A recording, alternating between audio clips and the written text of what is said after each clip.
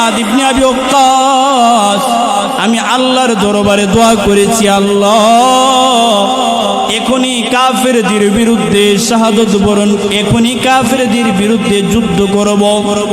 আল্লাহ কাফেরদের বিরুদ্ধে যুদ্ধ অবস্থায় কিছু সাহাবী শাহাদত বরণ করবে। আল্লাহ আপনার কাজ তো যে কয়েকজন সাহাবী শাহাদত বরণ করবে তার মধ্যে আমি আব্দুল্লাহ ইবনে জাহশ একজন হয়।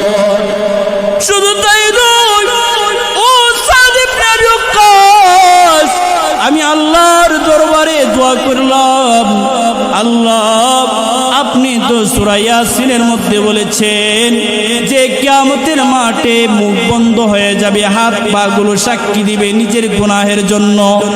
আমি আল্লাহর কাছে দোয়া করেছি, আল্লাহ আমাকে শাহাদতের তালিকায় রাখেন, শহীদদের তালিকায় রাখবেন।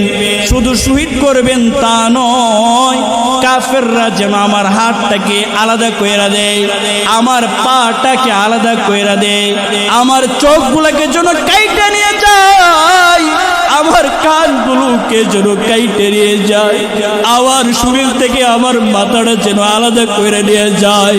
ময়দানে মাহশরে কিয়ামতের মাঠে যেদিন আপন আপন হাত পা গুলো আল্লাহর দরবারে প্রত্যেকের বিরুদ্ধে সাক্ষী দিবে, সেদিন আমার হাত পা গুলো যেন আমার নবীর সামনে আল্লাহর সামনে দাঁড়ায় বলে যে ইসলামের জন্য নিজের হাত পা গুলো চোখগুলো কানগুলো বিসর্জন দিছিলাম। সুবহানাল্লাহ বলেন না। এই হলো সাহাবায়ে কেরামদের মধ্যে এমন বৈশিষ্ট্য ছিল, নিজের অঙ্গ প্রত্যঙ্গ গুলা আল্লাহর দরবারে নিজেদের বিরুদ্ধে সাক্ষী দিবে। এই জন্য নিজের অঙ্গ প্রত্যঙ্গ গুলাকে এমন ভাবে সাজাইছেন যাতে করে এই অঙ্গ প্রত্যঙ্গ গুলা নিজেদের বিরুদ্ধে ভালো ছাড়া খারাপ কিছু না বলে।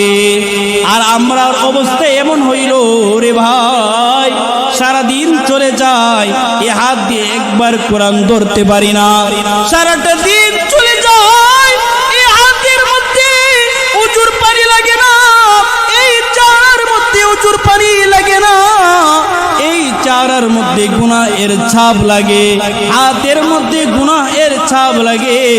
ও ভাই, আমি যদি আমার অন্তরটা পরিষ্কার করতে চাই, আমি যদি সফল কাম হইতে চাই, তাহলে আমার অঙ্গ প্রত্যঙ্গ গুলাকে পবিত্র রাখতে হবে। সুবহানাল্লাহ।